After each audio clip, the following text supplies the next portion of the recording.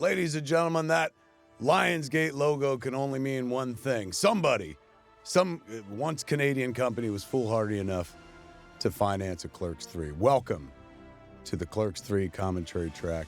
I am your host, Kevin Smith, and I'm here with your other co-hosts, the co-architects of this here motion picture. Here in the room with me, to my right, as sang the role of Randall Graves is the great Jeff Anderson. Say hello, my friend. Hello, my friend. To my left, as sang the role of newcomer to the... Did I put a B in there? Newcomer. Yeah, it's like you were going to say cucumber. The newcomer. The newcomer to Clerks 3 universe, playing Blockchain Coltrane, ladies and gentlemen. He will be speaking more on this commentary track than he does in the motion picture Clerks 3. Give it up for Austin Zager. It's true. Yeah. Don't be a cucumber fucker. Yeah, stop with that cucumber nonsense. All right, not here in the room, but still number one in our hearts. Via Zoom from the other side of the world, man. He has played Dante Hicks to the T, ladies and gentlemen. Welcome, the great Brian O'Halloran. Yeah. It's good to be coming at you from the other side of the planet. Now look at him. Brian's got his own like home studio and shit. Who'd you compare him to? A sports figure? Dan Patrick. Is that accurate? Is that track with anybody? I don't know who that guy is. I hate to be like, I don't know this man, but it's a sports thing, so it's completely over my head. And last but not least, joining us for the commentary, also from someplace else, probably the Bay Area, I would imagine. I'm in Santa Fe, actually. We're going to Zozobra tonight. Is that right? Santa Fe? Yeah. You know the way. Give it up for the one and only Elias, ladies and gentlemen, Trevor Furman. What's up, everybody? Good to be here. Okay. We're going to endeavor to make this wall-to-wall oral, kids. We're just going to keep talking throughout this motion picture. This motion picture was a dream come true for me. I've been trying to make it, as I've been saying for a while, since almost the end of Clerks 2. And the good things come to those who wait, because hands down, I believe this is the best work I've done to date. I can't think of anything that I've made that shows that, oh, he did figure out what to do as a storyteller. It shows growth. And it's this weird magic trick of a movie that requires 3 decades to pull off. Because by the time we get to the third act, you got to be a fucking robot. Not to be, a little moist around the eyes or even the pants. It's a very moving motion picture. And as I've been telling people while we've been doing press, it had to be that because it was always going to lack something from the first movie. First movie, Clerks, released in 1994, is dripping with authenticity. Dripping, moist. Jesus. I'm trying to turn the audience What kind on. of movie is I'm this? all about backdoor, man. I'm incepting. I can't do the full approach. I gotta put a lot of suggestive words so they start feeling sexy. I'm hoping tops come off. Yes, that's right. If you're listening and you feel comfortable and it's not weird, take your top off. Well, shit. Hold on a minute here. This is like another weird version of the end of the movie. Your little meditation thing at the end. Well, that's what I wanted to do originally. Over the credits at the end, I wanted to have everybody chit-chatting and try to talk the audience into doffing their tops. Nobody's ever done that in a motion picture before. Chris Nolan's never done that. And they say he's one of the greats. I was feeling a little jealous not being in the room, but now I think I'm feeling a little safer. Stay away, man. These titties will swing around and hit you in the fucking face, bro. That movie was dripping with authenticity, kids, because I worked at the store while we were making the movie. As soon as we turned the camera off from shooting scenes, I was ringing people up a few hours later. So it is a movie about how much people hate working, and it was made by a person that really hated working. And he was rewarded with a career where he never had to work again a day in his life. So when we get to Clerks 2, which is a movie I dearly fucking love, it is a movie that is filled with artifice. I didn't work at a fast food joint. I never been to a donkey show. A lot of it's just made up, whereas Clerks was literally a carbon copy of my life with all the names changed. Clerks 2 is actually me crafting a story and imagining where Dante and Randall would go. Clerks 3 is once again dripping with authenticity. It's not because, I work in retail again. Now I own a retail joint. I've owned a comic book store for 25 years. So if I heard a customer tell me hey man, you're fucking employee said this job would be great if it weren't for the fucking customers, I'd be like, well, that employee's fired. Hurt a customer. You're implying you actually go there and work. Yes, good point. I just count the money, kids. That's all I do. So I can't tell you about retail experience anymore. So that wasn't going to be at work here in Clerks 3. But I had to replace it with something authentic. So as we know by now, if you're watching this commentary track, you've been through the movie probably. The authenticity this time out is Randall has my heart attack. And then Dante and Randall make my movie. So just as Clerks was like a snapshot of my life and I just changed the fucking names and shit, Clerks 3, way more so than Clerks 2, is very much a snapshot of my life, just pulling from disparate parts of my life and flipping the order of things. If you remember, I made a movie and then years later I had a heart attack. But we only got 90 minutes to tell a story, so we got to compress shit. And so Randall has a heart attack and then he's like, bing, I want to make a movie. The boys here will attest to the fact that there was a different, alternative version of Clerks 3 that I've been trying to make for years prior to this version. This version came into being in my head while I was on the Reboot Roadshow tour, but then I started writing it in January 2021. We were shooting by August of 2021. So I'm going to throw it out to both Brian and Jeff. And we'll start with Jeff because he's right here next to me in the room. That other version of Clerks 3, what do you remember about it? And are you glad we didn't do it, or should we have done it? Yeah, I mean, I don't know how far into that script you want to get. We can go deep. I've told everybody. Basically, a short synopsis is it starts on the night of Hurricane Sandy. Sandy destroys Quick Stop. This puts Randall into a nervous breakdown of sorts. He goes to wait in line for a Ranger Danger movie to open a year before it opens, like people used to do with Star Wars movies. And a line starts forming behind him of people. It becomes a movement. A whole village kind of erupts in the parking lot of this movie theater. Randall replicates Quick Stop by building a lean-to shanty bodega version of it and tries to replicate life. And he becomes mayor of this unofficial town while Dante re-enters his life with a daughter, if you remember. Oh, shit, I do remember. Why didn't we shoot that script? That sounds great. I remember, like, Josh Roush, Dr. Josh Roush, who shoots all our behind-the-scenes stuff and whatnot. He was like, that's the greatest thing you've ever written. I was like, it reads like King Lear. It reads like, did this guy remember that fucking Clerks was set at a convenience store? You know, so that's the version of the movie that at one point we're going to make. Big, grand Guggenol, and at the end, in the third act, when they finally go see the Ranger Danger movie, there is a theater shooting. Yeah. Like, it was a big ending, very dramatic, but also like Clerks 2, very made up. Did that come before or after the shooting in the Batman theater? I think it was right around the same time. Like, I certainly didn't predict it. I think one of those shootings had happened, and that's why it was on my mind, and it really, like, bugged me, where I'm like, you know, if you're a movie person, you're like, come on. Right. That's a church, for heaven's sakes, a temple. Now, nobody's safe there. So it wound up in the third act, and it made Dante super heroic. Dante died in the third act, saving his daughter from this mass shooter in a movie theater and stuff. And then the shooter, if you remember, was like killed rather like viciously By? by Elias with a kite.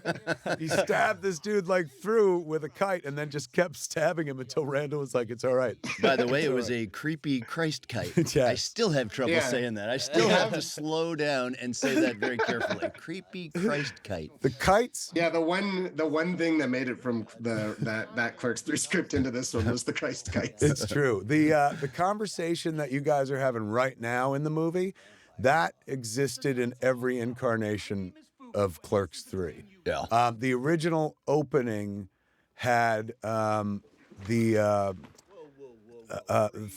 old Clerks 3 script wound up being the opening of Jay and Silent Bob Reboot.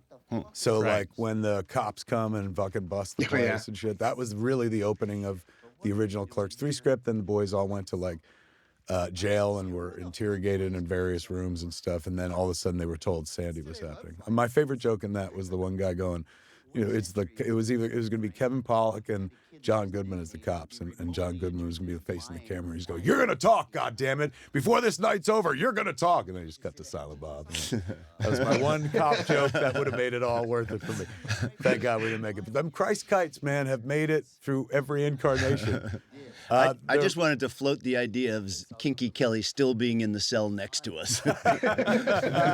15 years later. They haven't let him out. I miss my dog. Or he's just got arrested again. For some interspecies erotica. Repeat offender. Bri, what do you remember about the Grand Guignol Clerks 3? And do you prefer that to this or this to that? No. This is definitely more in line with the rest of the canon that is the Viewers universe. The darkness that was that third act and leading up to the relationship that Dante and Randall had, there was issues that Dante was having. That was a discussion. The relationship that another character that was introduced in that first script that would have been played by, I think, Sarah Silverman, I think you were thinking of at one point, or someone like that. There were those kind of elements like, ooh, that's kind of cool. Ooh, That's right. Randall fell in love in that version Randall of the movie. got a chick. That's right, and finally. we scrapped that movie. What the fuck? When I got the new script, I flipped through it so fast for a girl. I was like, Jesus. You have your passion in Clerks 3 is not a woman, it's film. It's art. That's how you can tell you're an artist, because you stop thinking about fucking and you're like, I'd rather make a movie. Well, I'm not an artist. In the original version, that's right. It was like a Sarah's. I wanted Sarah to do it because she was gonna she read Clerks 2 and she's like, I would do this in a heartbeat if I could play Randall. And I was like, the part's taken. Why didn't you tell me that? I'd gladly give it up. But there was a romance. Like I remember there was a scene where like you guys is post-coitus in a projection booth. You call that a romance? Do you remember that scene? I do. It's basically Randall saying, I don't try to please anybody and I never will. That's your idea of romance, my friend? It was Randall still trying to hold on to Randall. He did grab her nipple at some point, so I guess that's the romance. By request. It was, it's true. There was a whole different storyline. That was the Randall falls in love storyline. This scene right here is the closest you got to romance, my friend. It's true. Look at some you nipple go. grabbing going on right there. This, of course, is the big moment in the movie. And look at it. It happens 12 minutes in. If you had asked me, I would have been like, I don't know, 20 minutes. 12 minutes in. That's effective fucking storytelling. Look at that opening sequence, which we breezed through by talking, man. Welcoming everybody back with the hockey game on the roof. I've been dreaming about doing that. Look at that fall, man. Fucking give it up for who fell. My double. That was the craziest thing. The day we were in the hospital and my double showed up and he and I both walked onto set together, I just heard the grumblings of the crew like, finally they replaced him. They got a real actor. It was like, that's a stuntman. Like I said, a real actor. The shirt that you're wearing, that you have your heart attack in, designed by the great Dark Nate Gonzalez, the Chuli's gum sucker shirt, was the tour shirt. That's what on the back it said Clerks 3, the convenience store. We went with that as a tour shirt because everybody kind of loved that design, and it gets a lot of screen time. In this movie, Randall wears a variety of T-shirts. Yeah, well, I very rarely walk away from sets with anything. I'm not a huge collector. I don't have kids, so I figure when I die, people are just going to come in and throw all this shit out anyway. Right. The only thing I asked for was one of those shirts. You got one? Well, after much fighting with the wardrobe people, they said, well, they're all taken. I was like, it's my shirt. Yeah. And everybody like coveted that too. Shirt. There's 3 of them. Still like trying to get you that hair hat. Yeah. Yes. Yeah. So see that hair right there? That's a special effect, kids. Like Randall always has his hat on, and we kind of sewed the hair into the back of the hat. But there were moments in this movie where it's like, well, he can't be wearing a fucking hat if he's going through all this shit. And mercifully, the folks in hair and makeup were able to put together, like, fucking mini mullet. Yeah. That just attached to you in the hospital. It was so good, I felt the need to walk around behind the scenes and tell everybody, this isn't my real hair. This isn't my real hair. People were like, does he know? First the acid wash jeans, now the hair. He's really stuck in the 80s. We've got first of our many cameos in the movie. Amy Sedaris, you saw right before, playing Dr. Leidenheim, and then Justin Long here just chewing the scenery as the nurse. This is, as a young storyteller, this would have bothered me, but as somebody who's been doing the job for 30 years, nearly. I don't give a shit where the laughs come. I get all the credit anyway. At the premiere, the first big laugh and audience applause moment is when he goes, I've seen, you're talking about, I got a little dick. And he's like, I've seen it all before. I work in pediatrics. Yeah. Huge fucking reaction. I did not write that line. Justin came up with it on the spot. Now, a young Kevin Smith would be like, I'm cutting that fucking line out. But a smart, older Kevin Smith is like, let it ride, let it ride. But as the writer, I'm always sitting, I keep track. I do keep the list where I'm like, mine, not mine, mine, Oh my mine. gosh. Mercifully, on this movie, a lot of it is mine. You guys always honor the dialogue. But there was a moment when we were shooting where we did something that we've never done in any of the movies. And it happens later when Brian does his big swan song speech. Remember we did a take where I was like, just fucking give me like, yeah, no, oh, fuck you. Like just Like me reacting to the speech. and peppering it Yeah. with shit that I was like, that way I can, throughout the speech, Yeah. jump back to you, keep you present. Because once Brian starts fucking orating, it's like you don't want to cut away, but it's like he's having a conversation. You got to remember the other guys there. Yeah. So rather than just cutting you all the time, dumbfounded, I was like, say some shit back. And it makes that fight fucking electric. It man. wouldn't be like Randall to sit there that quietly that long and let him go on that long. So it felt like a very long pause. It was sort of like, it almost became the pillow pants scene from Clerks 2 of just me standing there with my jaw open. It just didn't feel right. You boys have been Dante and Randalling it for a minute and a half and stuff. What's it like to go back into the characters? Like, because you do it, it's not like, oh, we do it every other year. It's like, what was it, 12 years between Clerks and Clerks 2, and now 16 years between Clerks 2 and Clerks 3.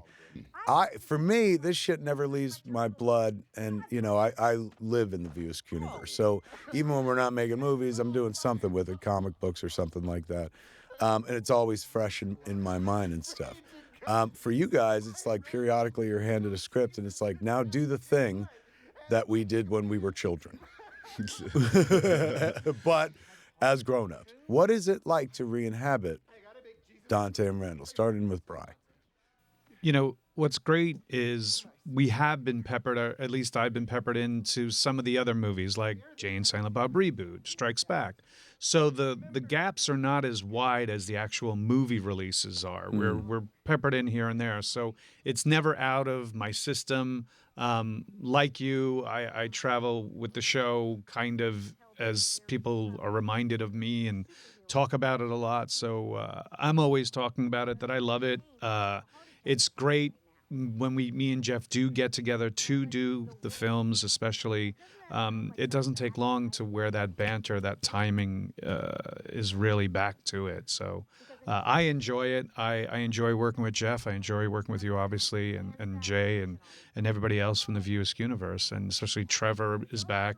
And now we introduced Austin into this whole circle of madness. And I love it. And it's always great. Just once we have your dialogue in our mouths and we're getting it out there, boom, it's kind of comes natural. Now, this is the arts is a pursuit of yours since you were a kid. You were in theater before we made Clerks, and that's how we found Brian. He came into audition at the First Avenue Playhouse, which we have our inconvenience auditions in later on in the movie, the exact same place. So you were always like, I want to act.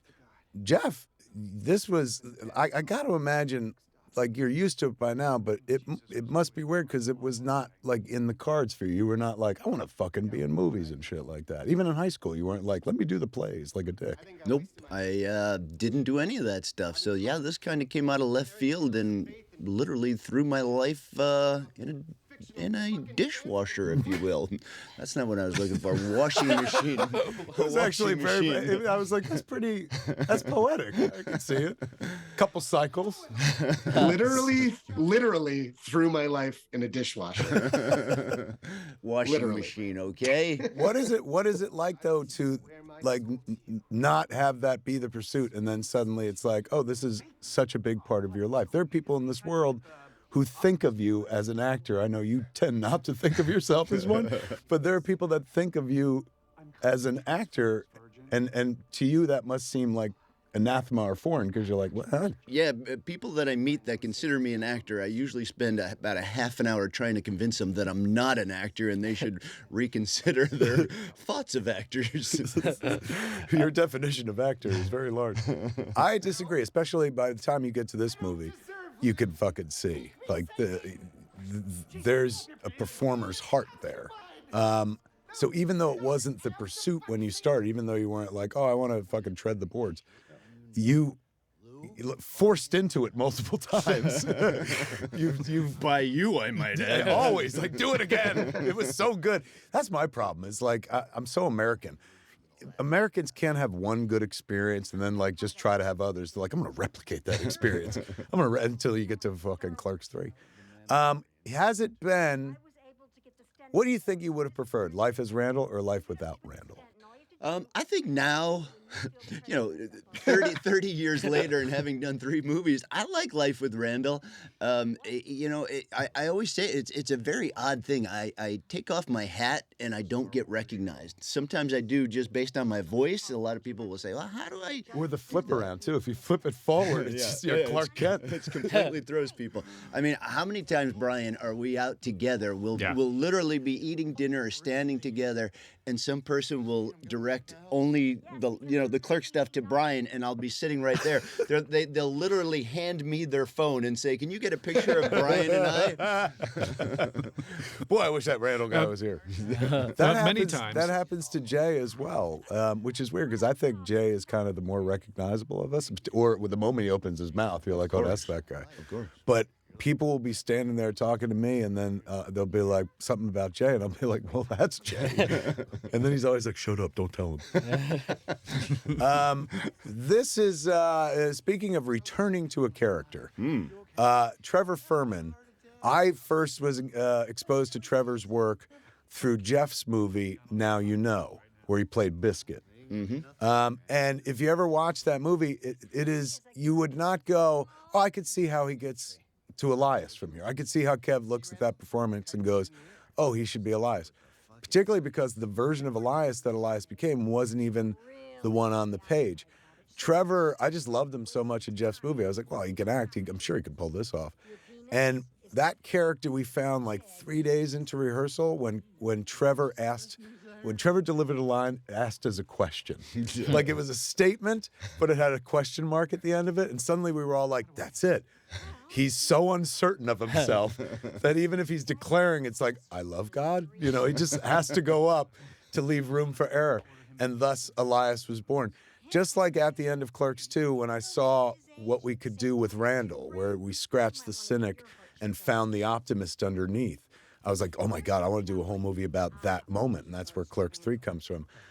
Ever since Clerks 2, I was like, I cannot wait to fucking bring Elias back. He was in the other version, as we said before. He became a kite killer by the end of the movie. And a conservative media... Make sure you pronounce that, what you just said, very carefully. Kite killer? Yes. I remember he became a media darling at the end, too. He was invited on to all the conservative talk shows and stuff because he was way into Jesus, and he also punished guilty people with his own hands and stuff. You also recreated Elias the second time on this movie. So on the first movie, Elias is written one way, but Trevor's delivery turned him into the character that he is. In essence, he did the job that every actor dreams of doing, and some accomplish. That's what I'm sure Streep was thinking when she saw the donkey scene. Like, think so. If only one day. As a Jersey girl, she herself. Basically, he did the job, which is you take the material and you elevate it. So it was fine on the page. It sings under the actual performance as Trevor breathes life into it. So as we get to Clerks 3, everything that's in the script was always in the script. Dialogue wasn't changed or added. But there was one line in the screen description where after he sells his soul to the devil, as he did in the previous scene, next time he goes to Quick Stop, it said, Elias now wears a heavy metal T-shirt. And so that was the implication that, like, that's it. And for the rest of the script, maybe it mentioned another metal tee. But it was just about like the only implication or indication visually that Elias changed was he started wearing like fucking metal t-shirts or something. And so we're in rehearsals, and at one point, Trevor goes, hey, in the end scene, can I have a cane and wear a cape? And I was like, come again? And he's like, well, because I've become a Satanist. And since it's the funeral and people would dress up, like, I feel like I could get away with a cape and like I could have a cane. And I was like, well, I love that, but we got to earn it. How do we get there? And so Elias's whole look, the wardrobe changes, the makeup, the hair and makeup, everything that him and Blockchain do was born in like the last 3 days before we shot the movie. Yeah. And I had to go to even during, like Allie was like 2 weeks into shooting, she was still getting cobbling costumes together. Allie, and they were still doing in the amazing wardrobe costume woman, the lady in charge of putting clothes on all of us and stuff. She had a big old truck that she brings to all the shows that just has wardrobe on it, even if it ain't for your show. Some of that like totally came in handy as she suddenly had to cobble together, honestly, 19, 20 different outfits. Because unlike Clerks or Clerks II, which take place over the span of a day, Clerks III tracks time. So every day there's a new outfit. So with the boys, like with Randall, a year in advance, I was designing T-shirts with Captain Ribman and with Dark Nate. So that, like, you know, every scene there would be a different fucking cool T-shirt and stuff like that. That plan, I've been working on it for a fucking year. At the last minute, I turned around to Allie and was like, him, not just Trevor, but Austin need to be in different outfits every scene from this moment forward in order for us. No pressure. Yeah. and also she was like, in why? hair And I was makeup. like, so he can have a cane and a cape in the last scene. Yeah, and hair and makeup too. Like they were, so it was just like we just thrust these huge problems on these really funny, creative people. That's true. And Fiona, they just figured it out. Sasha, and hair and makeup folks. You know, it was at one point Fiona's like, what? Well, you know, what do we do? What look should we do? And I was like, literally do anything you want. And so like every day I'd come in and she was like, we're gonna do them as playing cards? And I was like, oh, of course. Why wouldn't you? You know. And then like one day somebody was just like, Trevor wants to wear the wig that like Daryl Hannah wore. No, I'm sorry. I gotta pause Do you. it. This is how that went. How did that So happen? Sasha was putting my eye makeup on, and for whatever reason, like it was smudgy in a way that reminded me of like that streak of black that goes across Daryl Hannah's eyes in Blade Runner. Right. And I was like, oh, we should do a Pris look. And immediately Fiona was like, no, we're already doing 40 new looks. Like, please stop. Yeah, our shoot And date then- was originally a month, but by the time we got Trevor's wardrobe, it was 8 months. And so I was like, I'm going to ask Kevin. And I went, the next time I went up to the set, I was like, Kevin, can I do a Pris look? And you just went, only if you get the wig. He did get the wig. And then we were like, okay, well, that's not going to happen. But then Angie found one. She had it overnight delivered.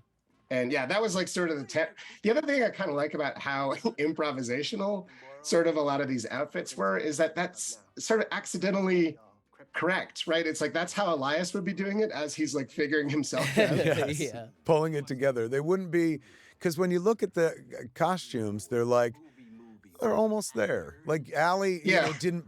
Allie didn't make you like Vanity Fair ready. She Right, made it look like a guy who was figuring himself out. And this was never the intention, but like, you know, you start telling one story, and as you make the movie and edit the movie, you figure out other stories. I honestly feel like Elias is a coming out story throughout for all sure. of Clerks 3, where he, you know, abandons like what he was given in youth and starts to find himself. And, you know, his idea of Satanism is just haute couture. It's just fashion. But Well, it's his very first idea of what it means to be the devil's concubine is shopping at Hot Topic. It's like that's just what he's wanted to do for decades. yes, like how many sermons did he sit through where a reverend was just like, and this hot topic of the mall. Maybe that could be an extra scene. There is hell is the hottest topic of all. That would be a great fucking scene. Just go to the mall and shoot him looking up at Hot Topic. Just like walking back and desperate forth. to go in. He's like, Stalking it like a wild animal. But you have to like show him as a young child going by there and sort of looking at it longingly while his mother drags him Yanking away. him away. That's where the bad boys shop, Elias. One day. We're waiting once the movie's been out, and obviously you're watching this DVD, you're seeing it Blu-ray. Seeing him at a con and someone cosplaying Elias in any of those forms, that's what we're sitting on our edge going like, oh, Trevor, wait, you'll see, they'll come up and you'll be like, holy cow. I can't wait to hear from King Diamond, because we flat out stole his face paint for the last scene. Like not the last scene, but in the hospital scene, Elias is wearing like the full face paint that's one step away from King Diamond. Like, it started with a King Diamond shirt. And that was another one of those discussions like, oh, I wonder if we can get to the full face paint. It's like, yeah, we got there. Surprisingly fast. The newest member to our party, ladies and gentlemen. Jason Mewes not here right now. I should speak up on his behalf. This is exactly what happened before I left to come to the record. I got a phone call. Jason never calls me, so I saw the message. I called him back. I said, what's up? He goes, hey, Jordan just told me there's a record today. And I said, yeah, we're doing the commentary track. He goes, all right, well, like, I didn't know. And so, when I don't know about things, I get real shitty. But, like, if you want me to come, I'll come for you. But I just want you to know I'm probably going to be shitty the whole time. And I was like, stay home maybe? And he's like, thanks, man. So Fuck, if I knew that's all it took. Yes. You just got to give a threat of being shitty, a veiled threat of like, oh, I'll come, but it'll be the worst idea. What if I get shitty from here on out? Can I leave? Yes. Almost halfway through this fucker. We're a third of the way through, kids. A third of the way through the adventure right now. So Jason Mewes is not here, but Austin Zazier is here, ladies and gentlemen. And Austin, I worked with first on a little short com that we did on TBS during the pandemic. At one point, we were literally the only sitcom shooting in town, called Sun and Lockdown, for this TBS game show called Celebrity Show Off. Austin had just moved in with us at the house with Harley. Austin's been dating Harley how long now? 3 years. Attaboy. This is a good fast answer. Coming up on September 6th. There you go. You know the dates, because if she hears a commentary track and you didn't spit the date out right away. She's like, oh. Yeah, be like, oh, maybe one of us likes the other one more than the other. You'd have to deal with that. So Austin was absolutely adorable and wonderful to work with in Sun and Lockdown. And the only reason we got Sun and Lockdown to do was because since Austin moved in, I was like, oh, that's a fun premise. We can do a whole thing. And we got to do a family show. I got to shoot with the kid and with Jen and with Jen's parents even. I feel like there may have been a little weird truth to the premise of the show when I moved into the house, though. Not at all. You were so not that character. Like in the Sun and Lockdown, he's kind of like obnoxious, and Austin was such a sweet fucking But I did kid. move into your house. You did. That part was true. That part was I'm like, true. what is this guy thinking? But I was just like, look, he'll keep the kid occupied. That's good. So that, it was good for me. It wasn't a bad thing. So I loved working with him. And then when I was writing Clerks 3, I was like, oh, I'm totally fucking writing him into it. And so I wrote the character of Blockchain Coltrane, who is essentially Silent Bob to Elias in this movie, as Randall points out at one point. When did you have the idea to make him a silent character, a Silent Bob type You character? were there, because originally he was a sidekick, more like you and Dante and Randall. Like he would talk to Elias and everybody else. And we're in rehearsals. We did rehearsals for a couple weeks in New Jersey, or a week maybe. Was it more than 1 week or? Yeah, it was just a few days, I guess. 5 days. 5 days of rehearsal, where we just read the script from top to bottom and stuff. And so as we were doing the rehearsals, I would listen to Austin's lines, and it wasn't Austin's delivery. Austin was great. He just didn't have anything all that funny to say. That's the fault of the writer. And so I'm sitting there going, fuck, if he's not like funny and he's the new guy, they're all going to fucking kick him. Like they're going to, not the cast, but the audience going to be like, why is that guy there? Fucking if he's not as funny as the rest of them and shit. Like it's hard to join the party this late. And I felt like I was setting him up for failure by giving him some weak ass dialogue. Oh no! So, every day, it started me being in like maybe 2 scenes. Right. Then the next day, I was in 7 scenes. And the next day, I was in like 19 scenes with the same amount of dialogue. And I was like, what the? I was just like, we hadn't talked about any sort of character. And I was calling No. Harley, being like, I don't fucking know about this, man. Like, I think your dad, like, I don't know if he knows that I'm I don't know. So I was very happy when you were like, I think that we should just throw you in some scenes. You'll be like the Silent Bob, you know what I mean? I was so terrified to tell you that, like, I'm going to take your dialogue away because I didn't want you to think, like, oh my God, he thinks I suck as an actor. Because it wasn't that at all. It was like, I think I sucked as a I kept writer. telling him that, but he defended you. To me, it just became clear. I was like, it'll be great. Like, you know, it's not like it wasn't the most original idea. I did it before with Silent Bob. And I was like, oh, if he says nothing the whole movie and at the end he finally says something, that'll have a big impact. And also, you're just fucking adorable to begin with. Look at you. Look at you right there. Like, you're looking up, you're making all the eye contact. It helps that you got all that guy liner on and shit like that. But you standing next to him, just being his, like, adoring fucking pal, like, made the most sense to me. And so I told Austin, I was like, hey, man, this ain't you, but I'm going to take the dialogue away. And I think this is a good thing. You didn't talk at the end of the movie, but, like, you're going to do more of a Silent Bob thing. And at first, were you like, you fucking prick? Like, were you scared that, like, you sucked, or were you mad at me for taking Oh shit no, away? I was a hint of both because I was like, oh, he wrote me all these lines, but the whole time I was like, I don't fucking want to say all these lines in this movie and take all this heat for this. And You sound a lot like me. and originally I used to be like, oh, well, like, blockchain is just like it's a parallel to Jay and Silent Bob in Yes. a way. So I was like already like, oh, that makes a lot of sense. And the character before was just have literally been me doing an impression of Trevor the whole time. Right. So it just would have been like, who the fuck's this kid doing this impression of Trevor beside him? So I'm happy about it. I fell in love with the notion of you whispering to him all the time. Yeah. When Trevor, there's one point where he whispers to him and Trevor starts laughing. He's like, "You're killing me this morning," or something to that effect. And I'm just, that line always makes me chuckle. And it makes you wonder, it's like, when nobody's around, will he just talk out loud? Yeah, Or is when he it's- still like, Yeah, it does. It like makes their relationship and friendship or whatever it is like really intriguing. Like, where did they meet? How did they? You know, I know develop this exactly thing? how they meet. I wrote a comic book about it. Quick Stops issue 3 details the meeting of Oh. Elias and Blockchain, and it's adorable. Yeah, man, you kidding? I love, like, writing all these characters, and it's like I can't make a whole movie about it, but I can make a whole ass comic book about it. When you guys fell into your respective Jay and Silent Bob type roles, did you find yourselves hanging out on set? Was he your buddy? I was working all the time, so I don't know what the relationships were. Yeah, for sure. I have a very natural chemistry with Trevor, I feel. Do you feel the same way, Trevor? No, but I have. I was trying to set him up. I have that. I have that. You know, I have that kind of chemistry with everyone. It's called charisma. This is how charismatic Trevor was. So here's Austin, who's like, I want to be an actor. And here's Trevor, who's like, acting sucks, kid. Do something real. Yeah. Too true. No, for real though. I've always got along from day one really easy with Austin. I love you, man. You're a good friend. Let's talk about your relationship with acting too, because you didn't act since fucking Clerks 2. And at the end of this movie, I said, don't wait another fucking 16 years, man. You're so brilliant. Act more. And he was like, I'll do it if you do it. What's with you in acting?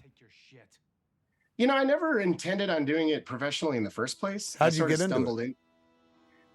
I'll give you the real thumbnail sketch version. I grew up in Minnesota doing theater, and I really like doing that. But my plan was never to be a professional actor. I ended up getting an audition for an NBC TV show it had some famous people in it, and probably most notably Nathan Lane. And the summer before my senior year, they were just like, "You're moving to California," and I was like, "Okay." And so I did show business for maybe 5 or 6 years, and then I'd quit. When I was actively pursuing it, I did the movie with Jeff, now you know, and then I'd quit. And then about 6 months to a year later, that's when you called me to do Clerks 2. So I was already in college, just like not doing it. And then after Clerks 2 came out, I kind of gave it another like half-hearted attempt. But I just hate LA. I don't like show business. I don't like I don't like it at all. So I was really miserable in the 5 or 6 years that I was doing it. And the moment I started going to college, I was like, oh, this is just, I'm just not supposed to be there. It's good for me, man, because it's just it means I put you in a box and then pick you up off the shelf after 10 years and you're ready to go. And I don't have to be like, oh, fuck, he became famous with somebody else. I can't get him in my movie anymore. It's so interesting to me, like, because both, like, you, everyone here in this room, but the two of you, like, Brian wants to act and has always wanted to act. But the two of you guys are like these backdoor actors, which sounds exactly as sexy as I mean, who are both like, you know, like, yeah, acting's all right. But you're so damn fucking Well, good at it. I'm different a little bit.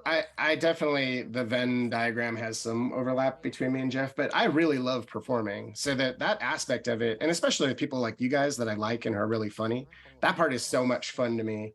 It's everything else that I hate. It's like the premieres Yeah. and the publicists and the auditions and the agents and the managers and blah blah blah blah blah. I Right? Like it's not for me. I honestly think the best actors aren't acting because it's just this industry is so insane Right. to be an Beats it out actor. of It's them. just yeah, it's crazy. I remember one day Austin and I were sitting next to each other in the Smod Castle waiting for like a shot or something.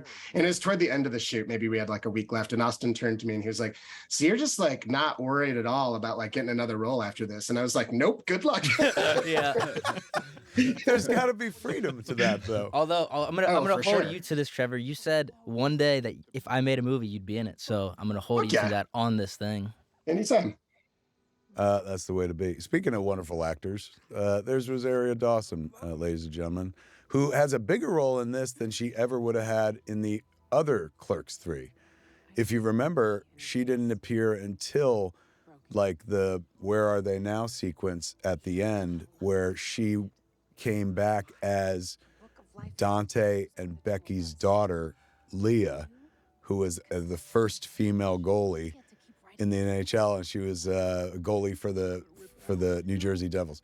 And so we would cut to her at the end, and she'd pull off her helmet. It would be Rosario, and she would talk about like something about her parents, like she was conceived a mere 45 minutes away on a food prep counter or something like that. So at least in this incarnation of Clerks 3, I was smart enough to be like, you know, well, I guess you can get away with people not being there. You know, that's something I never would have done in fucking Clerks, right? People having conversations with people aren't there and stuff. That's something that comes with age when you start losing people and people start dying, and you do have conversations with people that aren't there anymore. So suddenly a cinematic trope that has worked for decades, you know, in other movies, I'm like, oh, maybe I can play with that too. And that allows us to bring Rosario back and use her effectively. Because getting her for a whole movie again, like we did in Clerks 2, would have been absolutely impossible. And a bad ask of a friend. You know, she's fucking Ahsoka now. She's a goddamn Jedi. So she's constantly working. So for me to be like, hey man, I need you to put aside a month and a half to do a Clerks 3 where you're one of the major characters, like the movie probably wouldn't have been able to come together. When she got the script and she was like, oh my God, like this is perfect. Like I can totally get this done, because we were able to knock her out in what, 1.5 days or something like that. She wasn't even there that long. Came in, dropped science, had a blast, was so happy to be there. Such a cheerleader, always is. Just like at the premiere, she was so Great. fucking happy to be there. I didn't even expect her to see her. She came up to me at one point in the evening and she started talking about how Clerks 3 was a perfect distillation of Clerks and Clerks 2, like a fan would. Right. It was really, she's so wonderful. So I she mean, came just, in and just, killed for us. just based on that, you would have missed that beautiful scene with Brian and Rosario there at the cemetery. I know, obviously, I'd read the script. I'm not there. I wasn't there for shooting that day because Randall's not in the scene. But I remember the first time you screened the film for me, it was at your house, and I was just looking at it on a laptop, and I hadn't seen that scene. And to me, that was the first, in my mind, it's the first real powerful scene of the movie. It's Agreed. where we finally find out what happened with her. Brian and Rosario are just awesome in that scene. And I remember when I watched it at your house, I was tearing up. And the way you had the laptop set up in the bathroom that I could sort of see off a ways, there was tissue box there. And I ran and got the tissue box and I kind of dabbed at my eyes and you were like, yeah, I didn't know if I should put the tissue box out if that was being a little presumptuous. So I kind of just left it in your sight. It's true. I definitely needed it. You don't want to be like, hey man, you're gonna need this, but I'm like, I better keep them nearby. Yeah. Well, if you remember on Clerks II, that was when you bought into the movie wholeheartedly. Like first day, I think we did Brian and Rosario in the back office. Yeah. And the nail painting scene and stuff like that. And I remember that night I cut it together. So when we came into work the next day, I was like, oh, come watch. And Jeff came and watched the scene and was like, holy shit. Like, they're really great. Like, this could work. Like, that was the moment where you were suddenly like, this movie might actually be a thing. Yeah, just as Brian and I have great chemistry, Brian and Rosario have great chemistry. I mean, it's a testament to Rosario, who's this massive star, but can somehow come down and play with us. Yeah. And they really make things work. What was it like working with Road Dogg again, my friend? She clearly brought out the best in you. Yeah, she always brings out the best in anybody that she works with. So seeing her again and just having those characters connect the way that they did, and the scene being so raw and so touching and poignant, and seeing what the feelings were, you just it didn't take hard for me as an actor to dig deep to get to that point of missing someone as awesome as her character was, and who she is as a person as well. So it's always great. Yes, we only had her on set for 2 days, but those 2 days were fucking filled with amazing work out of her. There were other scenes that were shot as well that were just so good, and she's so fun on set. So, you know, as much as she gave us really some literally flew in and flew out and gave us the maximum amount of minutes, down to the minutes that we could have her. She spun gold every day. Yeah, she's a wonder, man. This sequence here, this is the First Avenue Playhouse where we auditioned for Clerks back in 1992, 93. Brian stood on that stage, Jeff stood on that stage, Marilyn stood on that stage. Some of the other smaller parts from Clerks, day players and stuff stood on the stage. The magic of this movie is, we just went through a big old cameo sequence where you saw all the famous people that I knew who were available that week to be in the movie and stuff, like Ben and Sarah and Fred Armisen and stuff. Real cool cameos. And that was the only place that would have made sense in this movie as they're auditioning for the movie. It's like, oh, here's some fucking famous faces. It'll make it fun to look at. But for me, the real gold cameos in this movie, like fucking top shelf, there's Pris right there. The top shelf cameos are the people who were in Clerks. Like, Thomas Burke, who plays the roofer. Kim Garby, who was Heather Jones. Ernie O'Donnell, who is the fucking trainer. Now, if we had shot this movie out in California like we shot Clerks II, it would have been cost prohibitive to be like, let's fly Kim out for one scene. Like, they'd be like, you got to pick your battles, man. And like, you'd leave all those day players behind. But when you watch the movie, once we get into the making of section, which is coming fairly soon, seeing all those people come back, A, seeing that they're alive, B, seeing how they've aged or not aged, and C, just being like, what a meta mind fuck this is. Made it worth its weight in gold to shoot in New Jersey. This is the first movie that I've ever shot entirely in New Jersey since the first movie, since Clerks. Wow. And it gave us access to all those like amazing cameos, which, for most people, like, you couldn't put that, on a poster. Yeah. Be like, Kim Garby. But like, people who know the movie are like, oh, that's the girl who was there when he got the ticket. That's little Heather Jones and Alyssa's sister and shit like that. And wasn't it amazing how good they all were? I mean, they came in, you would never know most of these people haven't acted their whole lives. They came in and would literally nail scenes in 1 or 2 takes. It was really amazing to watch. True.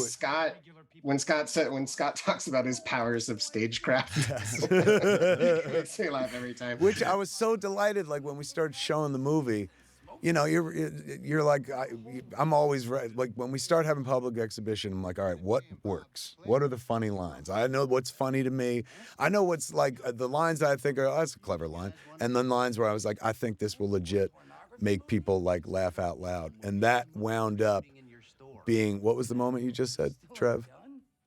Scott Schaffer. I'll use my powers of stagecraft. Yes. And then he's like, it's method. Yes. Like really angry. It got a big, at the premiere, it got a really good laugh where I was like, fucking A. I mean, I was happy for Scott, but I was happier for me, the storyteller, where I was like, right on, man. Like it worked. It was fun. Like we got moments in the making of montage where people are using industry terms and shit like that just sounds incongruous when Johnny is just like, I'm still pay or play, right? Which was literally the last take out of 26. And it was just so magical. You were like, oh my God, that's how the scene has to end. This is, I love this exchange right here because it shows the, very quiet, without dialogue, shows this long-running relationship between Randall and Jay and Silent Bob.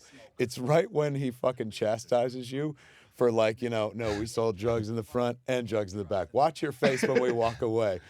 It's magic to me. You're like, fucking. Like, it's just all the familiarity is like, I can't believe these fuckers idiots are still here. And then you go back to the conversation. Oh, I fucking love it. And this, I didn't tell you to do when you do this and you go like, I found someone, I just sent the script to someone who will be absolutely perfect for Veronica. I love it when you're like, I didn't have to tell you to do this. I love when you make choices. I made a hand motion. There was another hand motion that you made in the movie which delighted me no end, and it comes up later on when the boys are shooting Inconvenience. When I'm on set, I tend to like rock back and forth and do this mid-conversation. You know we're not on camera. You're Yeah. saying I do know. this. I'm showing you guys. How would I describe it? I rock from one foot to the Snap other, rock. and I snap rock. And Josh Roush is always like, that's Kev's impatient dance. And I'm like, it has nothing to do with impatience. That is my I'm getting everything I want dance. Like, if it's me trying to contain my enthusiasm for like, holy shit, it's all working. So there's one take where we were shooting as Randall, the burgeoning filmmaker, is talking about his script, and in the middle of it, all of a sudden Jeff starts shifting from foot to foot and snapping, and I felt so like seen in that moment. I was like, oh my God, man, that is directing right there. A lovely little homage. I love that the flick is so up its own ass naturally. It's a very meta movie and stuff. But I love how devoted to movies it is. That's something that Clerks was not. Clerks talked about movies. But this movie is made by a guy who spent the last 30 years making movies. That became his fucking life.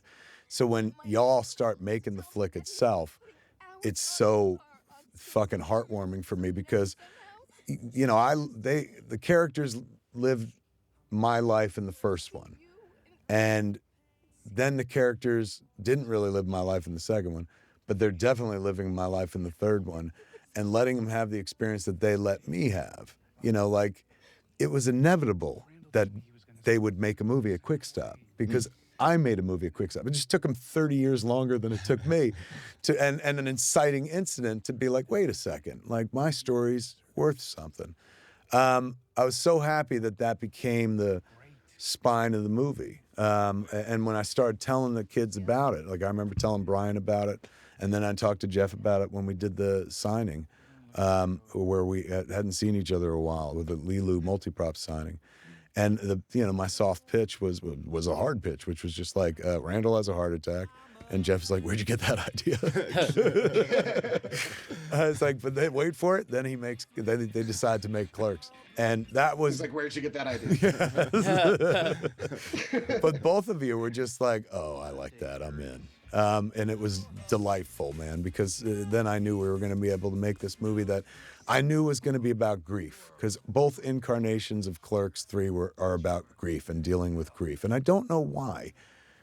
Maybe because I lost my dad. I don't know. But that the melancholy that kind of pervades this movie, even in the highest moments when they're enjoying making the flick, is, I don't know where it comes from. Maybe it comes from like almost dying. I'm not sure, but like it was definitely something I was interested in talking about. this time, over and over again, obviously. Well, it's like we discussed. There was a previous script of it, and then you sort of had the idea for this. The time that we did get together and we were doing the signing, your enthusiasm for this story was much greater than it was for the past script. You're absolutely Maybe right. you were coming in with the last script, lowballing it or however you want to say it, just sort of trying to sneak it in there. But your enthusiasm for this was much more infectious. It was like, well, he's really jazzed about this. He thinks it's going to work. But you're right, because the first one, and I think it comes down to the first one is, and I don't mean this in a negative way, but it's contrived. It's artifice. It's like, none of it happened except Hurricane Sandy. Hurricane Sandy didn't even affect Quick Stop. So even that is predicated on a lie. This one is so, like the original Clerks, is so close to the truth that it's like, oh, I know this will work. And and also knowing that like it's going to be a huge hook for people if they make Clerks. Right. Like, why are we going back for a third time? Oh, they make Clerks this time? All right, this I got to see. And all we need to do is get them in the door. Because once we get them in the door, then we got something special to give to them that we don't put in the trailers, that we don't tell them in advance, and that they're not expecting, because nobody expects to go to a Clerks movie and cry, except me if it flops. But like, this is that's the secret weapon of this movie. What I couldn't bring in the way of, like in the first movie, I could be like, hey, snowballing, right? You ever hear of that? That's when you spit cum in a motherfucker's mouth. I know that. And there was no internet and nobody else knew it, so it was a cool thing. All right. Now there's an internet, and you can watch fucking Ted Lasso and they curse better than me. Like they come up with more inventive shit, more new shit. So I can't bring that tool to the fucking gardening club anymore. Which tool is that? The tool of cool curse words you've never heard before, and sexual concepts that have not been talked about before. So in lieu of that, I brought something else that more tools that I've found since I started the job. And giving kids the feels, which sounds bad when you say it out loud, giving people the feels, that became like the paramount mission in this. And feels means laugh, and we know we can make them laugh. We've done it before. But really, it was the poignancy that I was so fucking dialed in on. I loved this entire movie, but the whole first hour is me just trying to earn the last half hour. Right. The whole first hour is me being Clerks, right? Fucking, this is what you know about it. Hey, they're going to make Clerks and Clerks. This is a good time. We're all back. Right. Just so I can earn that last half hour. It's like, I want to share something with you that, like, maybe you'll go with me on this, maybe you won't, but, like, here's something real. And seems to be like people went with it. Like, even from the trailer, like, you could tell the trailer was working with people, and that didn't even hint at what was to come. But I was like, if they like that version of the movie, wait till they see the fucking third act. Yeah. Yeah, man. It was depth is what we needed on this one more than anything else. We had some in Clerks too. We started going into depth, and by the end of the movie, it's like, oh my God, that's really fucking kind of touching. And that was the note that I just wanted to play for this movie the whole time. But I knew I couldn't do that without alienating a lot of the audience who were like, these movies are supposed to be funny, you fucking stoner. So we tried with the funny. And that's where the making of the movie comes in, man. That shit is absolute fucking gold. I remember sitting at the premiere and watching it play, and every beat hits, like in a way where I wasn't even expecting it to. I thought it'd be like, oh, they'll smile throughout this, but they're fucking legit laughing. It worked out, man. We earned it, kids. Well done, everybody. Okay. I'm on the record. Go ahead, you. I'm on the record as I was just gonna say I really liked. I mean, I like this version of Clerks 3 as well, but I really liked the first script, and I feel like I'm the last person defending it. Yeah, because Elias got to be the Sometimes. fucking hero. Yeah. Of course, you love it. Yeah, that's true. He was a kite That's true. killer. We did a reading of it at the First Avenue Playhouse as a benefit for, it was Mikey Bellicose. I just want to point out Mike Bellicose, who was originally supposed to be Silent Bob and Clerks, is standing next to his daughter, Sarah Bellicose, who works at Jay and Silent Bob's Secret Stash. But even little moments like that is just like, there's a poignancy to like, oh, the fucking In a Row guy's back, and he's got a kid. This guy has not aged. Joe Bagnall. That looks like it could be straight out of Clerks. Owner of the First Avenue Playhouse, him and his wife Donna Jean, who we'll see later on in this montage as well. Yeah, they have had that theater since I was a kid, and they're still around. They let us come back there and shoot. We did a benefit for them because their roof was leaking or something, and so we did a read of that Clerks 3 script, which we shot and probably put up on that Kevin Smith Club someday or something. But I got to read Randall. Yes, because I wanted to play Randall in the original Clerks. That's why Randall has all the best jokes. But I was like, I'm no actor. And then I found somebody else who was like, I'm no actor either. I'm like, yes, you are. And forced him to act. This sequence right here is not, it plays very well. It's not like gangbusters, like bust your gut laughing, but it is legitimately what happened. And I was so delighted to put it up on fucking screen. This was Jason Mewes while we were trying to shoot the dance sequence outside. There was me next to him, and then there was Dave and Scott, Dave Klein, our DP, and Scott Mosier, our producer, with the boom mic, standing on the, behind camera. And Jay, a guy who, if you know him 10 minutes, pulls his fucking balls out and shows them to you. A guy who spent all of his life dancing around and shit. The one moment I'm like, dance, he's like, I can't do it with all these people watching. And I was like, what are we supposed to do? He's like, have him go in the store. I was like, who's going to run the fucking camera? And Dave was like, I guess I could press the button and walk away, but it really feels artless. And I was like, it's the only way we're going to get it, man. And so fucking this is verbatim kind of what happened. That's my Uncle Wayne in the background, my dad's brother. Which I love when you're like, he's like, look at this fucking guy. And you're like, he's not even looking, gee whiz. Every once in a while, you throw in a fucking gee whiz, which takes Randall to like Eddie Haskell country, which I absolutely fucking love. This is the montage, the filmmaking montage has begun already, kids.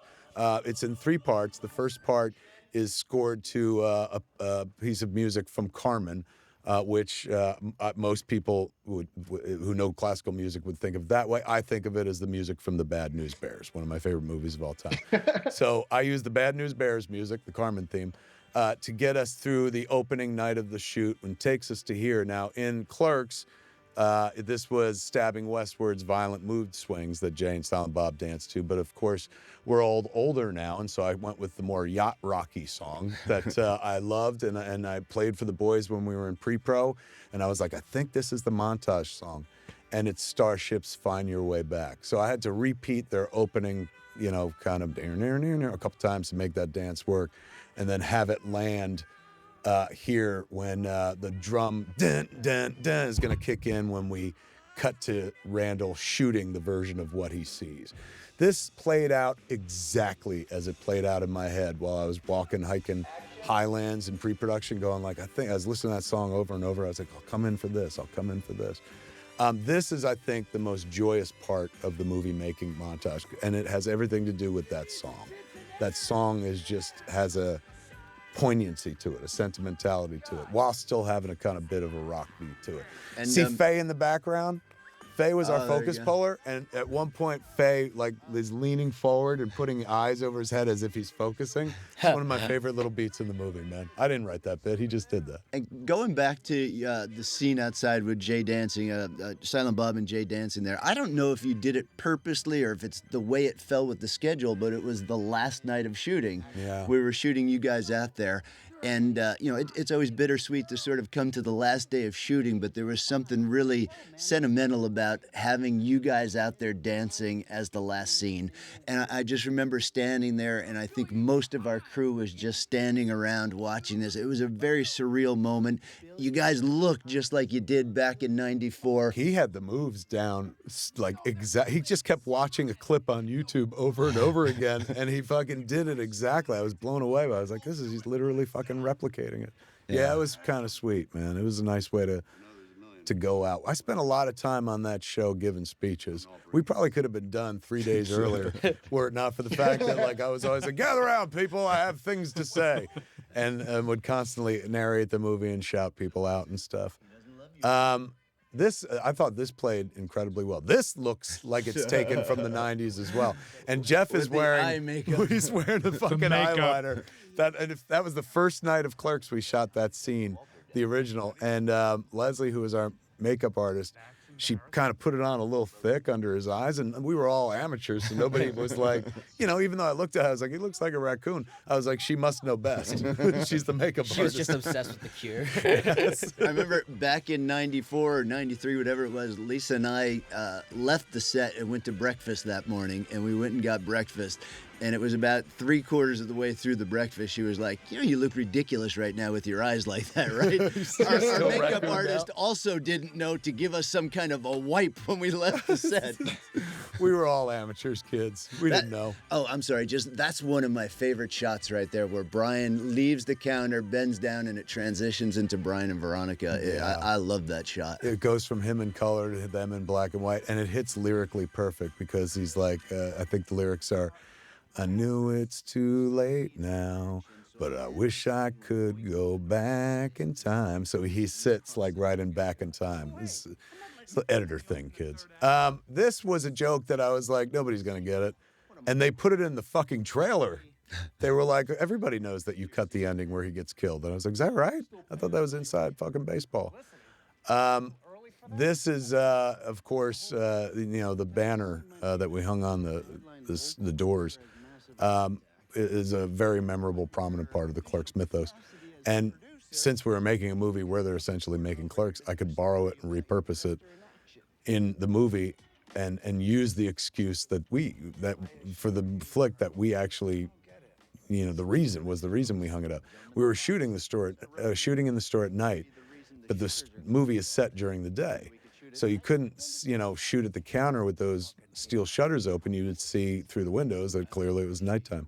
So it was a necessity that we closed the steel shutters, put that banner up, and it became like an iconic part of the movie that we got to call back like 3 times in this movie or something like that. There's Donna Jean, married to Joe Bagnall, co-owner of the First Avenue Playhouse. And for, if anybody's like, I don't get this scene. Donna Jean, when we were making Clerks, she did the role that she did, and then she was like, I just want you to know I do an excellent Lucille Ball. And I was like, ever need that one day. Seriously. And I was like, well, I that's awesome. How long you been doing it? She's like, I play her all the time. Could I do her in this movie? And I was like, I don't really have a place for Lucille Ball. And so, it took 30 years, but like when I wrote the script, I reached out to her and I was like, Donna Jean, you still doing Lucille Ball? And she was like, I just did a 1-woman show. I was like, well, I need you to do it. So she finally got to do her Lucy bit, man. I was happy. This bit right here is legit, man. Like when Randall goes like, you left out the word and. If you go watch Clerks, like Brian does literally that. He goes like, yeah, hand gets frozen, taken away by Boba Fett. And he left out the fucking end. And my whole life, whenever I watched that scene, I was like, how do you leave out the fucking end? So while I'm writing this, I fucking gave it to him to bring up. And for those who are like, hey man, is that a bash on Seth Rogen? I love Seth Rogen, but he ad-libs throughout the entire, as you well know. He's a big ad-libber. Yeah, oh my God. That was a shout out to him, not a slam on him. That is Thomas Burke's actual son. So Thomas Burke is the roofer. I'm a roofer, done and ready home improvements. I had written a whole different scene that was more based on what had happened when we shot the scene. But we were scouting Quick Stop. There's the great Scott Schiaffo. We were scouting Quick Stop, and Thomas Burke's kid came in. I didn't know who his kid was, and he introduced himself. He goes, oh, you made the movie. And I was like, yeah. He's like, my father's in that movie. I was like, who's your father? He's like, Thomas Burke. And I was like, the roofer. I was like, we've been looking for this guy. He goes, he lives fucking around the block, man. He's gone. I said, I want him to be in the new movie. We're about to start a new movie. He goes, you're making another movie? You want to put him in it? Oh, he'll love that. That's all he fucking talks about.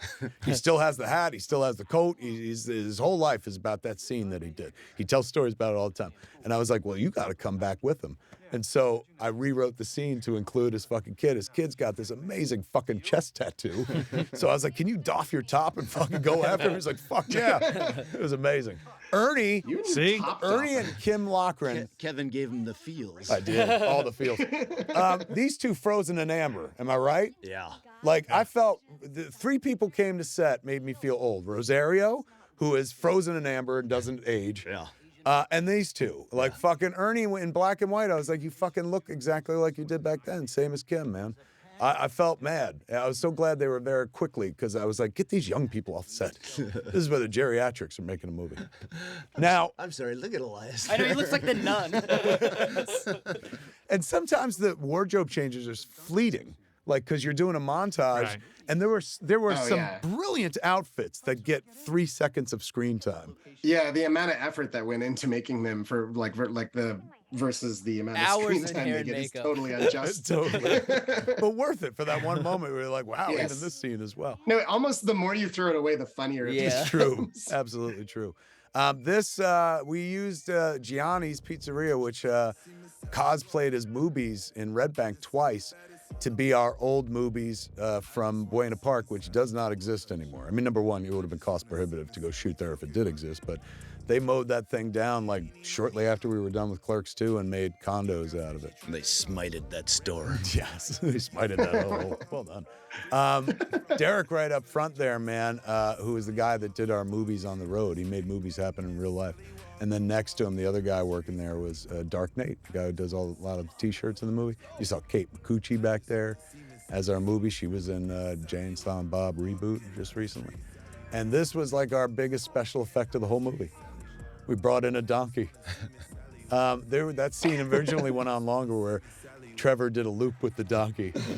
Like it went on. It's really funny. 28 seconds. We've been going to a lot of these cons, and people come up to my table or whatever, and they ask like tongue in cheek, like, is there a donkey in this one too? And I just have to be like, well, Yeah, you're like, yes, quite frankly, there is. This was, I think, the first thing we shot with Rosario, and I just want to point out, because this kind of thing matters to some people, she's wearing the exact same fucking outfit from Clerks, AKA she still fits in her fucking clothes from Clerks 2. Isn't that nuts? And she was so delighted by it. She was just like showing it off, going like, this is the one from they got this from your comic book store. I said, that's the original? She said, yeah, they couldn't make a new one, so I'm wearing the original. And I was like, you fit in it? And she was like, why wouldn't I? I was like, fair enough. Fair enough. My body changed in 16 years. This is the moment where I think that's a lovely cut right there too. Where you think she's going to pick it up. Yeah, sometimes I like the editor, Kev Smith. He does a good job. This is where we start realizing a little bit like, and it kind of mirrors Randall's attitude in the movie. Up until now, the filmmaker wants you to believe that this is Randall's movie. Randall takes charge. Randall's like, I want to do this. It's Randall's heart attack and whatnot. But right now is where we start slipping into you figuring out that, it's not just Randall's movie. It's Dante's story. And that mirrors the storyline that kind of runs throughout. Multiple times, it's so ham-fisted you couldn't fucking miss it. But multiple times there are moments where Randall has this argument about, like, people are like, this is my life. And he's like, it's my life. When you're a storyteller, an artist, a would-be entertainer like me, who makes very uncreative flicks. I'm not like, fucking David Cronenberg, where he's like, some motherfucker has a lung that's a video game action, I'm the guy that's like, what did I do yesterday? All right, that, but with different names. So over the course of a lifetime, you borrow, or let's flat out say it, you steal from other people. Like some of the things that happen to my characters never happen to me. They're stories that other people have told me. Clerks cartoon reference right there, ladies and gentlemen. So to kind of work that into the script, to have Randall be faced with the notion that somebody kind of pointing it out to him, that artists have their head up their own asses. Like they're so incredibly fucking selfish. I always think of it as my life, and I share it with so many people. What do they think of it as? Do they think of it as my life as well? No, they think of it as their life. But when you're the storyteller, you're the show. And I thought it was important to stick that onto Randall, because that has happened to me from time to time. I wouldn't say, Scott Mosier pops up very briefly in our montage. He comes back as Will in Black, the great Scott Mosier, who was there with us for Clerks 1 and Clerks 2. And I would say that this moment and that whole me of Randall is a tiny reflection of arguments that we had in the past. Mosier is such a humanist, as we all know, such a real person and stuff. And I'm a creature of artifice and entertainment at a certain point, and have been a spoiled child for most of my career, because I was rewarded back in 1994 for taking my life, doing a fictionalized version of it, and people were like, here's a fucking career, what's next? So talk about fucking white privilege, Jesus. I'm sorry. Go ahead, no, go. Going back to that scene of us in the cooler there, it takes me to one of my favorite parts of my remembering doing Clerks 3 is we came out of that cooler scene and you were extra snappy. You were going back and forth and extra snappy, and I just looked at you and you went, I love it when they fight. I do. I remember when we first showed the movie, somebody was just like, I hate that they fought. And I'm like, they always fight. I was like, I hate to admit it, break it to you, but like, there's a formula to these Clerks pictures, and they always got to have a fucking fight in the third act.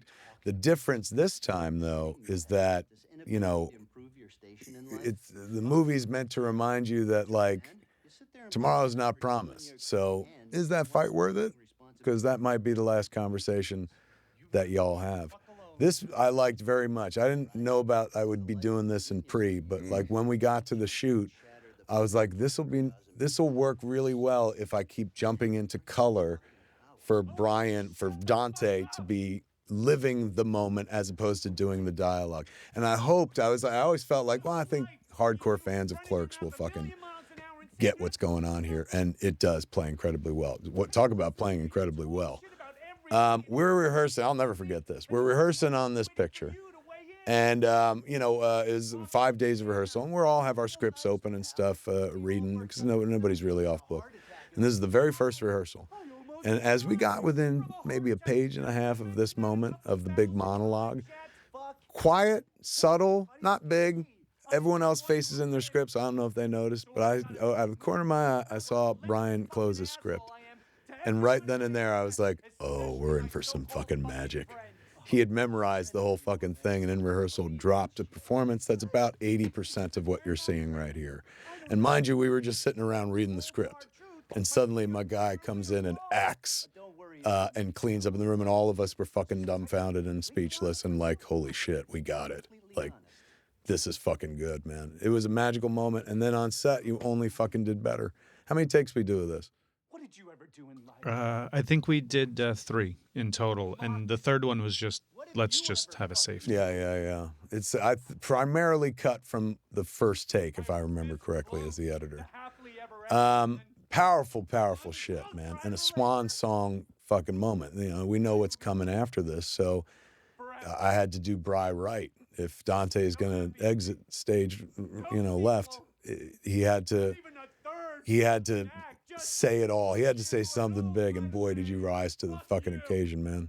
Well done, Captain. Thank you, sir. That credits is heartbreaking.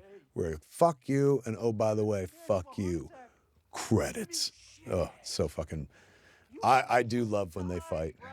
I mean, I like making comedy, don't get me wrong, but like, my heart lies in drama. And I love seeing people, fucking express themselves finally and get it out there and clear the air and whatnot.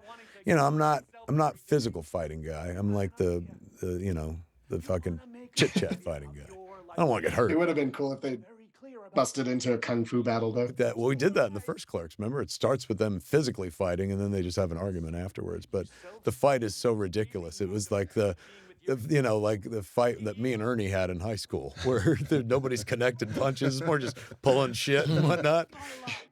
I like the fact that you had Silent Bob like move the microphone away and pull down the camera. It was a good Silent Bob. It was moment. kind of at first he turns the camera on because he's like, what the fuck's happening over here? But then he kind of takes it all away because he's like, something real is happening here. It is. This is some incredibly powerful shit, man. There's another moment we kind of rolled by. Marilyn, of course, Gigliotti in the movie returns as Veronica. And that part, like, I wrote, and it was very easy to cut. Like, if it didn't, propel the story forward in the editing room, things could come out.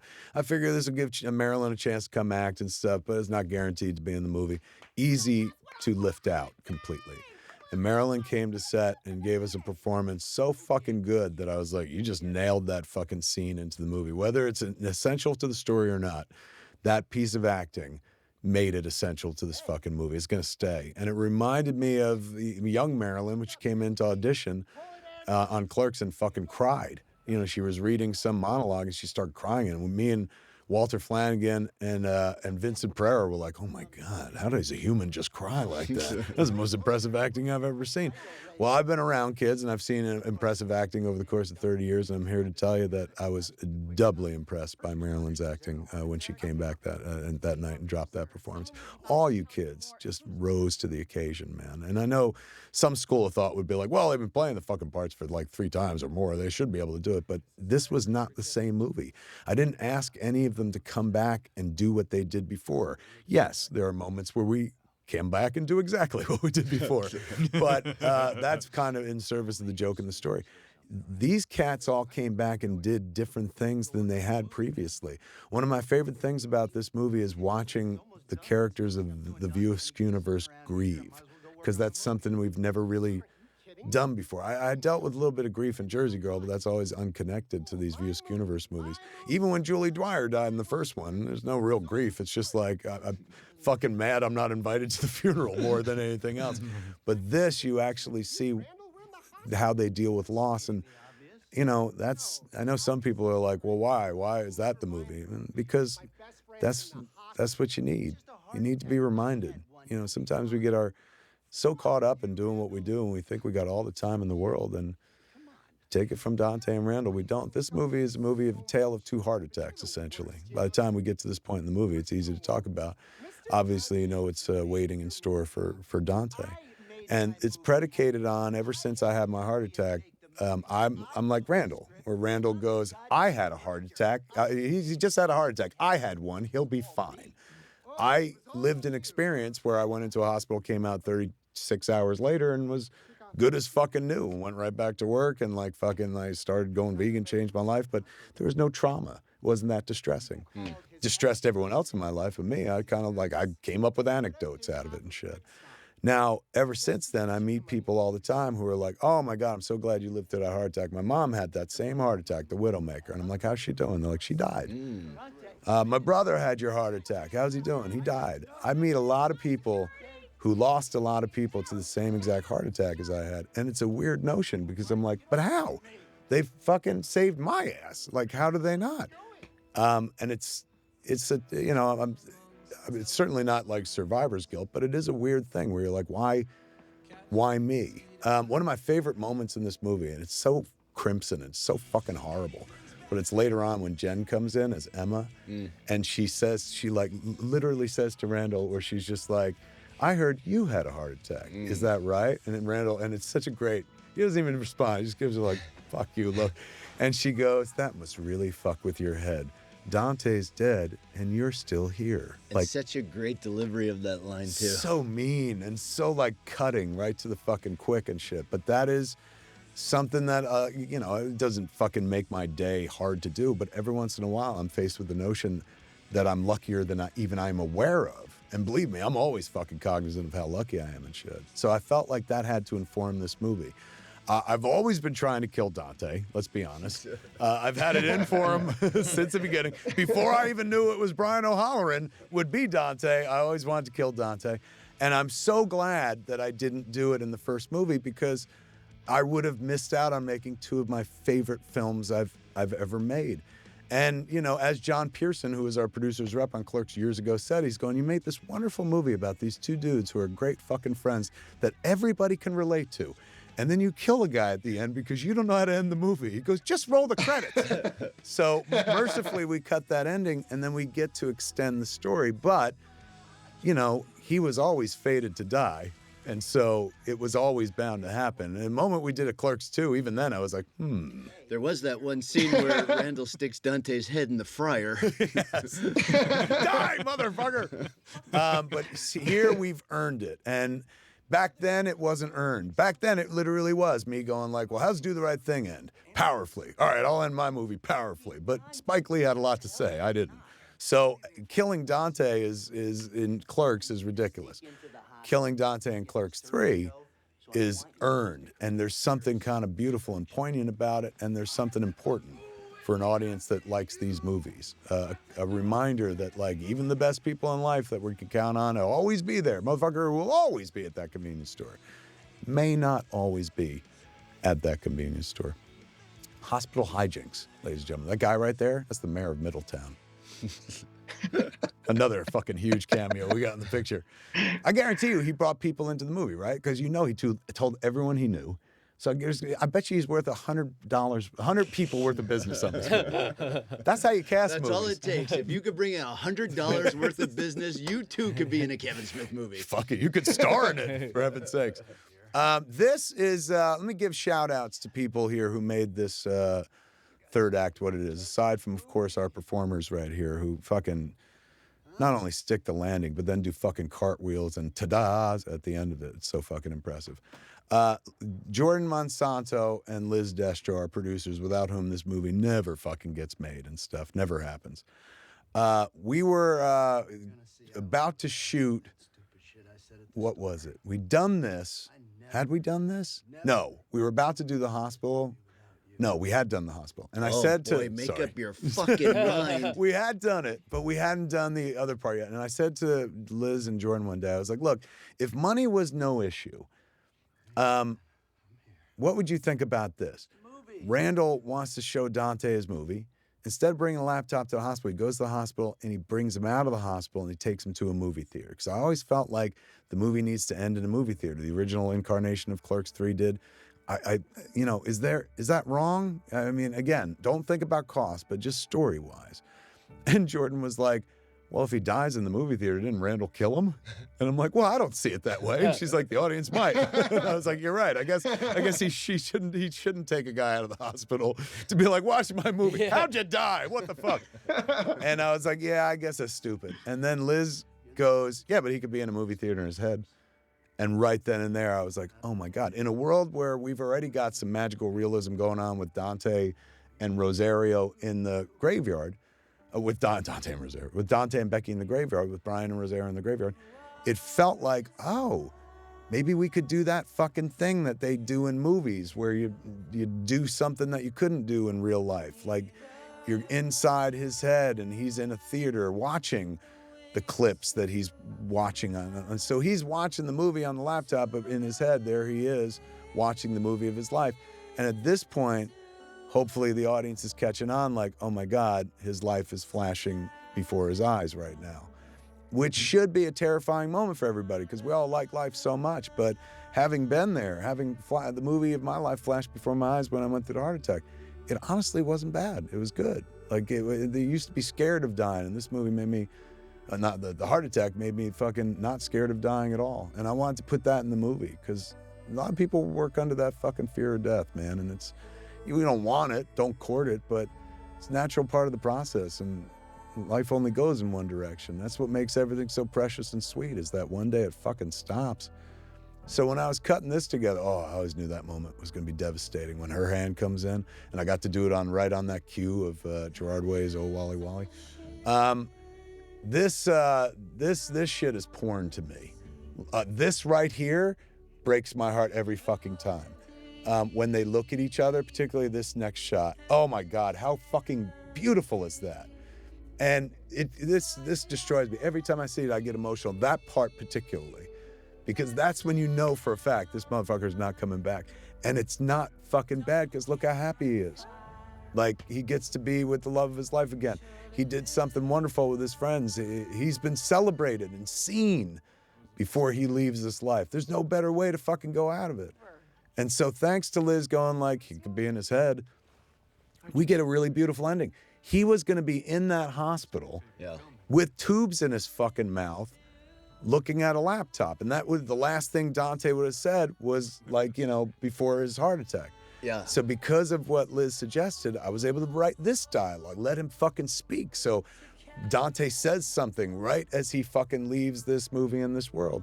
And it really helps obviously you said the last scene is them arguing, and the last part of Dante and Randall being together is Dante calling him like a gaping wound of a human being, which is just like, those are such harsh words. And to go from that to where he dies, that would have been their last interaction. Yeah. And even though they don't interact in that movie theater scene, it works as a nice buffer to sort of take you away from that argument and transition you into the death scene. And more importantly, it's like Dante gets as we see, Dante has a full sense of closure where he goes, he wasn't just my favorite filmmaker, he was my best friend. which is like fucking. I remember being in the theater and being like, Brian, you got to nail that line. Like, you got to nail it with like the crack in your voice, and you absolutely fucking nailed it. So there's the, you know, the Brian Dante. We all know as an audience gets some sense of closure and peace. Randall, for the rest of his life, has to carry the fact that like they did have that fight, and that he doesn't get a moment where Dante pulls out the tube and he's like, you know what, man, everything about you is fucking aces. He has to like wonder for the rest of his life. That's important, kids. It's important to remember. Again, I cannot stress it enough. Fucking don't let the sun go down on any fucking argument. This kid right here, there he is. He earned his cape and his fucking cane. That, by the way, is literally my favorite line of anything I've ever performed. Dante's Inferno, no. Dante's Paradiso, si. Full credit to I think it just said Dante's Inferno, no, Dante's Paradiso, yes, or something. And instead, Trevor delivers it in this faux Italian. So when Jeff goes up, I'm like, would you give him a grazie? That's one of my favorite looks in the movie, is when they, after Austin throws up the horns and walks away, you give them the most casual fucking look of like, well, that was weird. I don't know how to. I'm not like you, Kevin. Like, I don't know how to process like authentic feelings. So for like, says the sociopath with the fox mask. And like at the movie's most like serious moment, just to be able to kind of pop that balloon was such a like a pleasure for me. Yes, the Departed line does that very nicely in the middle of the speech, and I just want it known for the record that the rat shot in the Departed does not bother me. Seems to bother Silent Bob. Like, he puts on a face and shit, but in real life, I was like, yeah, that makes sense. I like it. But it felt like the move. And this speech, man, fucking devastating. I remember you were like, I wanted to cry, and I'm like, I think it's better that you don't, because it's been a couple days. I said, the hospital is the cry. Here is you trying to be fucking strong as hell. And you fucking cracking, as you say, like, and finally somebody says the line, you're not even supposed to be here today.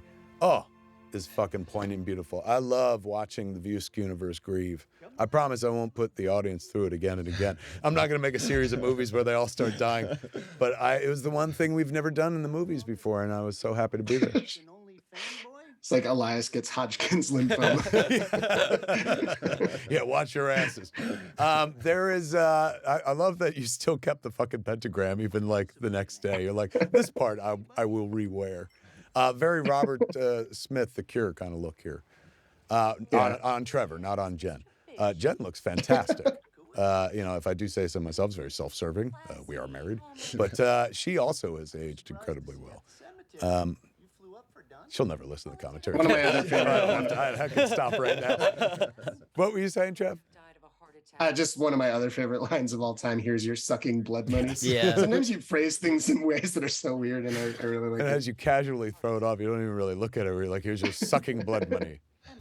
There was a moment where, who was it? I think it was Eric Carrasco, a writer friend of mine, was like, he's going, look, I love the performances, but I don't think you need that PS scene at Quick Stop. He's like, I think you can go from the funeral to some version of like you doing the pullback, at the end of the movie.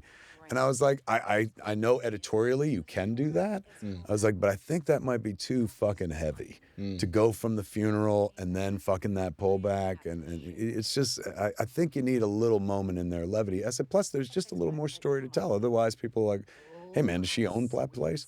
And to bring the crypto story full circle, which is like just like layered in there bit by bit. Chekhov's crypto. Yes.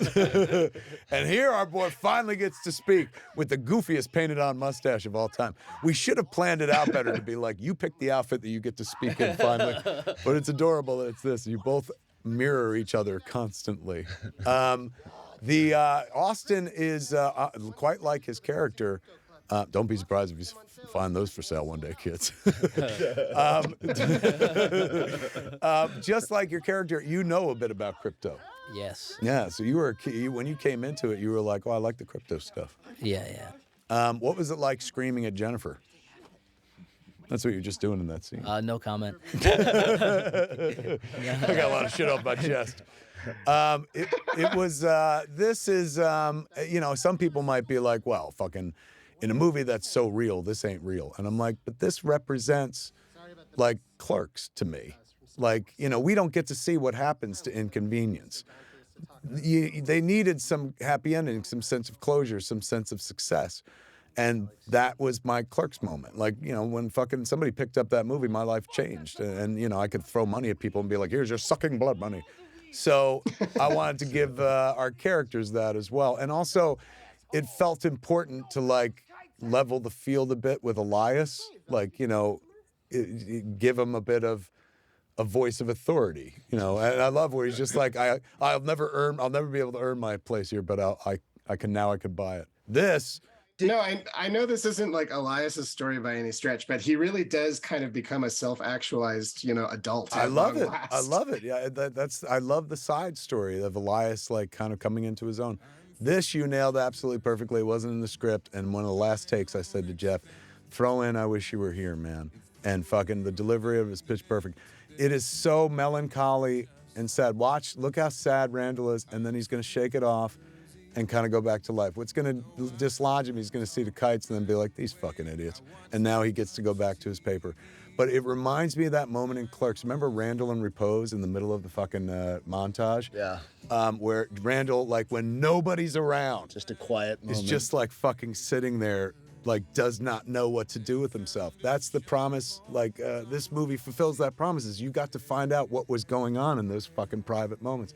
That moment right there, with my kid playing the new version of the Milkmaid, or the Milk Maiden, if you will, was necessitated by the fact that my mom, who appears earlier in the movie in a montage, she couldn't come to Jersey during the COVID for that shoot. So I was like, what am I going to do? I guess I can just do the pullback without somebody.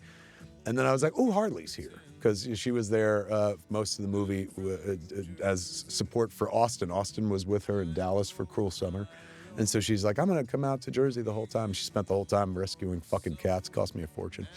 But in any event, there was, wait, what was I just telling the story about? Milk. The milk. Thank you. So I said, Harley's here. Man, Harley, Harley's related to my mother. So it'll be kind of like a passing of the torch. This will work.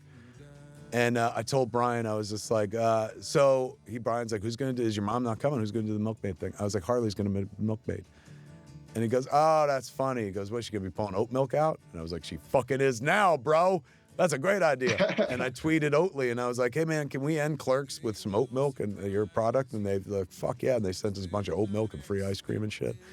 And it's, a nice little kind of statement on, like, life goes on. Next generation. Somebody asked us, like, is she the new Clerk? I was like, no, not in my mind. She was just there wearing Jay's shirt, which she wore in Jay and Silent Bob Strike Back. But it is an old Quick Stop smock, so I could see how people make that connection. Smocks were a big part of this movie, too. There are official Quick Stop smocks. Naturally, you could buy those, but I didn't create them so people could buy them. I felt that was the carryover. I always thought that was funny. It was the only carryover that they had from their days in movies. Like Randall was like, I like that we wore smocks. And so like they instituted smocks at Quick Stop. And that's literally the only thing that changed in the store. The store is exactly the same in every other way, except they were like, we added smocks. As the credits roll, kids, let's hear your thoughts. Brian O'Halloran, star. Dante, the man who is with us no longer, but as a Force ghost. And there was a question about whether he'd be a Force ghost at the end, but I was like, too cheesy. What are your closing thoughts on Clerks, the trilogy? Finally, the Jersey trilogy is the real Jersey trilogy. No offense to Dogma or Chasing Amy. But this has definitely been your most poignant, so beautifully written, well encapsulated with humor, weirdness, and a lot of, yes, pun intended, heart in this one. Performances, 30 years in the making, pretty much, all elevated to bring this amazing script to light.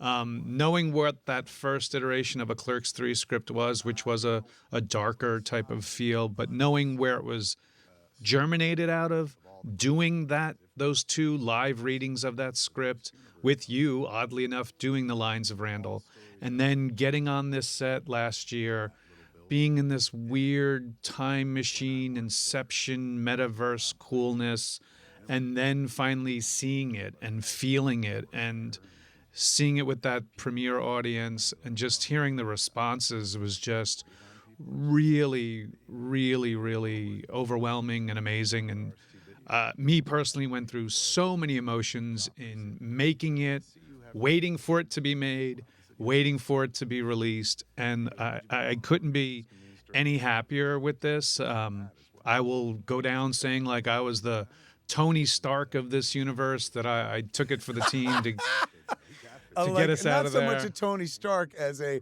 male crack whore who is cosplaying as Tony Stark. Potato, potato. A hideous chud Tony Stark. The Han Solo, may it be, whatever it may be. Taking it down, being the first one to be down and out in this one. I give kudos to you and to Jeff, being that co-star who brought it out of me, as well as Rosario and everybody else I got to play opposite of, which was always amazing. You'll see more of Brian in Clerks 4. Dante lives. Jeff, closing thoughts? Fuck, I just left the room. Clerks 4. Wait, Jeff, where are you? You know, for me, when I look at Clerks 3 and when I watch it again, I am just so happy that it saw us back in the Quick Stop. Yeah. I've always said, you know, the Quick Stop is just as much of a character as Dante Randall, Silent Bob J, Elias, you know, Austin. It's just as much of a character, and it was good to be back in the store. It felt like a good way to sort of end it. And you know, when you start flashing back to the original footage of Clerks, for me that was a really a touching moment in the film when we go back to the young Dante and we see him there, and just being in the store and working with all you guys again. For me, it was a nice home feeling. It felt very warm and safe, and yeah, it was just a nice way for me to sort of bring it full circle. Beautifully put. Austin, Trevor, thank you for your art. Thank you for bringing the characters to life. Did you just work your eyebrows at me in the fox thing you're wearing? No, that was, you're welcome. I mean, thank you for including me. Watching this again with all you guys just reinforced my conviction that I made a terrible mistake agreeing to do this. I was out. I was You free. You were a real live person, and then we were like, be fake with us. Make pretend. Austin, welcome to the world, man. Wait, does chud mean chode? No, Chud is a reference Okay. to cannibalistic humanoid underground dwellers, a movie from the 80s called Chud. Okay, cool. Just want to clear that up. Perfect way to end the commentary track with a real question of like, what is a Chud, ladies and gentlemen? There it is, kids. Hopefully you've enjoyed the Clerks 3 commentary track. We'll see you on Clerks 4. Thanks for being there for us, man. Thank you. I assure you we're close.